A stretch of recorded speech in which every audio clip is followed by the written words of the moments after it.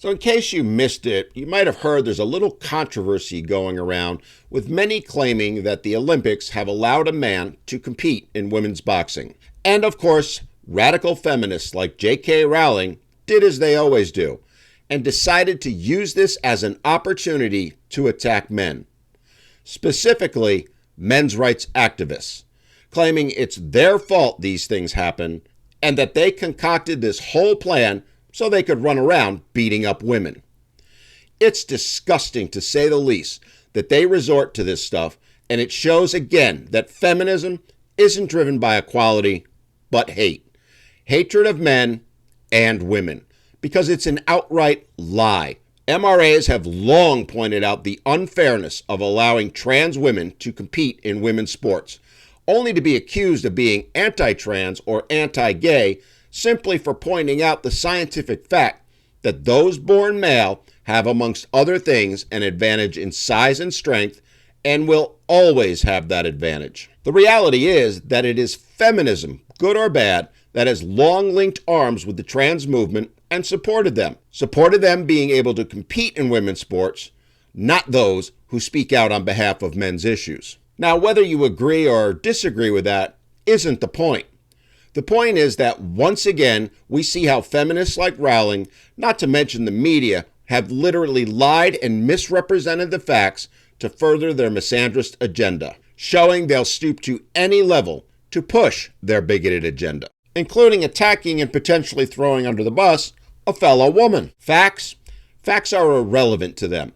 It's all about pushing the narrative, the anti-male narrative they've long espoused. And speaking of facts, many are jumping to conclusions about the person, one Imaine Khalif claiming she's a trans woman, while many others are saying, no, she was born female.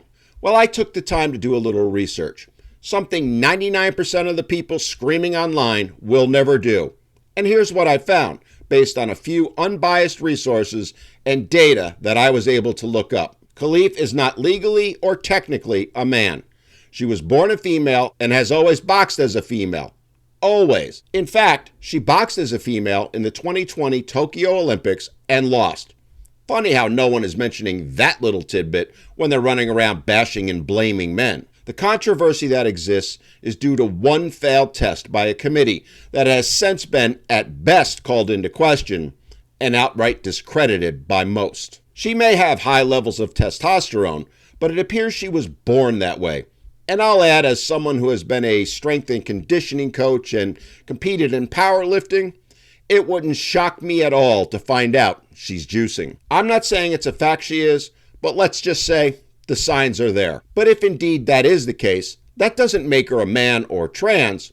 That makes her a cheat. Look, I've long been on the record as saying I'm totally against men or former men competing in women's sports. Not because I'm anti-trans, but due to the absolute science and biological differences that exist between men and women, no matter how many people want to deny them. The fact is that anyone born male will always have biological advantages over someone born female, no matter how many surgeries they get or how many hormones they take. Period. Those differences start in the womb and can never be fully reversed.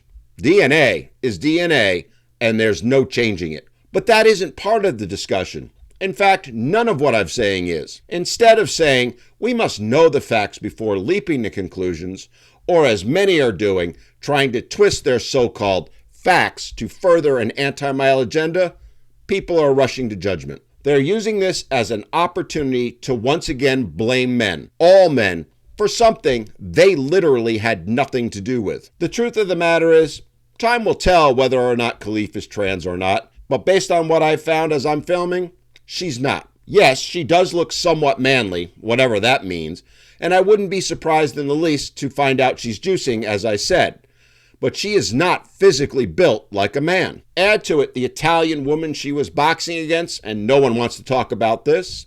Looks like she was comparable in size with regard to what matters, which is weight. Both men and women's boxing use weight to determine what class you fight in. Height is irrelevant, so to claim it's unfair because one boxer is taller than another is disingenuous at best. I remind you, Mike Tyson was only about 5'10", and regularly fought and destroyed men who were much taller than him. As I said, Khalif competed in the Tokyo Olympics and lost with not a single bit of controversy or word said about it. Not one. She has had a total of 14 major fights, and her record is 9-5. Not exactly what I'd call dominating. Whether you think trans women should be able to compete in women's sports isn't the point.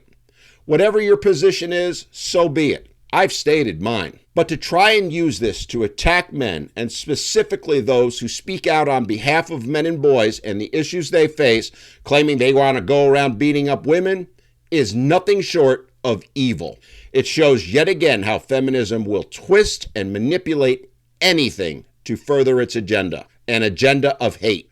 The facts are facts, so maybe instead of running around blaming men and claiming it's the men's rights activists that have caused this, feminists like J.K. Rowling and others of her ilk could take a step back from their hatred of men and get themselves educated on the realities. Then again, you'd have a better chance of seeing a small boy and his friends running around casting spells from a magic wand while flying on a broom than that ever happening.